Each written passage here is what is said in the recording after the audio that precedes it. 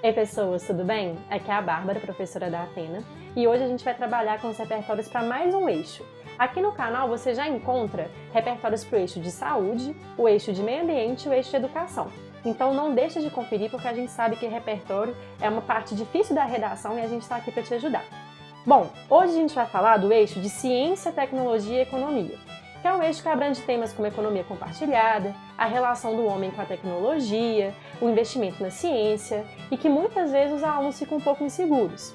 Para trabalhar esse eixo, eu vou falar principalmente de questões históricas. Então acompanhe aqui comigo, eu tenho certeza que você vai lembrar de muitas das informações que eu vou citar aqui.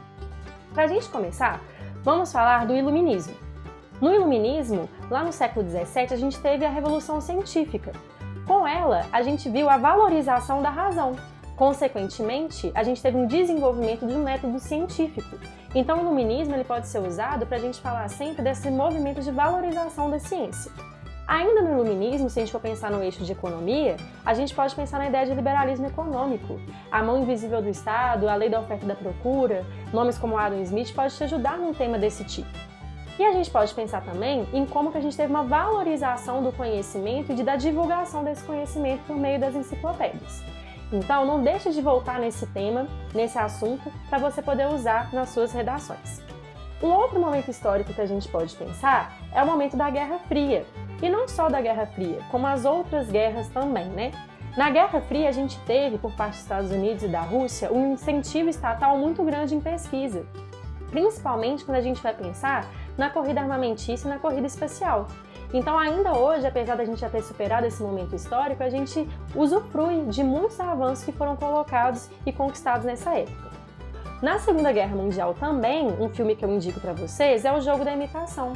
Ele vai falar do Alan Turing, que vai ser um cientista que, por meio de uma máquina que ele cria para decodificar os códigos que eram enviados pelos nazistas, ele acaba também criando uma espécie de precursor do que a gente conhece hoje como computador. Então esse filme é um exemplo de como esses ambientes de conflitos bélicos, na verdade, contribuíram para avanços científicos e tecnológicos. Um outro momento histórico que a gente pode pensar são as revoluções industriais. São três, né? A primeira lá no século XVIII, com a Inglaterra, que a gente teve a passagem da manufatura para a maquinofatura. Eu quero que você perceba que, a partir das revoluções industriais, a principal mudança que ocorre é a mudança da relação que o homem vai ter com o trabalho e com o meio que ele está ocupando também. Então aqui, se no século XVIII a gente tem a passagem da manufatura para a maquinofatura, no século XIX a gente vai ter de alguma forma uma intensificação desse processo quando a gente vê a formação do modelo de produção em massa, muito exemplificados pelo Fordismo e pelo Taylorismo. Naquele filme famoso do Charlie Chaplin, em Tempos Modernos, a gente vê como que acontece uma alienação do trabalhador, porque na verdade no ciclo de produção muitas vezes ele não tem nem noção do qual é o papel dele naquele ciclo.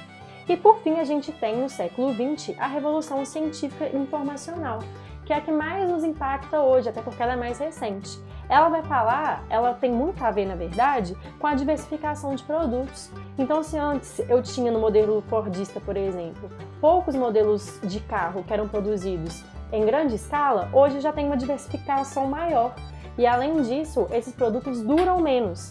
A informação e a tecnologia elas passam a ser tão importantes quanto os meios de produção para o proprietário.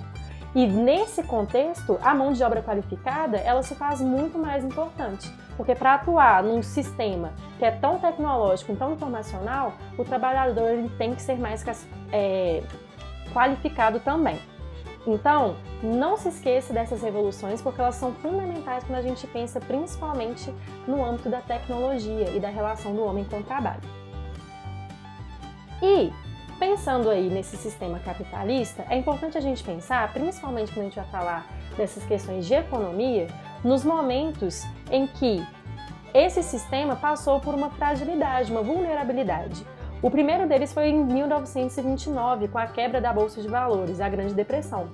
Então, num contexto pós-Primeira Guerra Mundial, de superprodução dos Estados Unidos, a gente vê que esse sistema passa pela primeira vez por um grande golpe, né, por um grande problema, e que de alguma forma desestabiliza.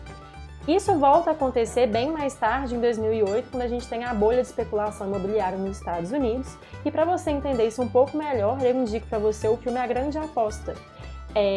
Então, busque saber isso daqui, porque principalmente quando a gente vai falar de economia, são repertórios muito importantes. E é uma parte desse eixo que muitas vezes os alunos têm dificuldade. Para fechar, eu tenho aqui alguns documentários para te indicar, principalmente em relação à tecnologia. O primeiro deles é o Banking on Bitcoin, que vai falar justamente dessa ideia da moeda virtual, né, do Bitcoin, de como que isso diz dos novos moldes que o capitalismo e que a questão monetária vem assumindo. Eis os Delírios do Mundo Conectado é um documentário, tem na Netflix também, que vai falar sobre como o homem se coloca dependente da internet. Vai falar um pouco também da história da internet. E por fim, o Darknet, Rede Sombrinha, vai falar um pouco sobre as questões de crimes da Deep Web, como a pornografia, a pedofilia. Então indico também aí para uma sessão pipoca de estudos que vocês assistam esses documentários que vão ajudar com certeza. Eu espero que vocês tenham gostado. Qualquer coisa, deixem suas dúvidas aqui nos comentários. Não deixem de colocar o seu like aí também. E até a próxima!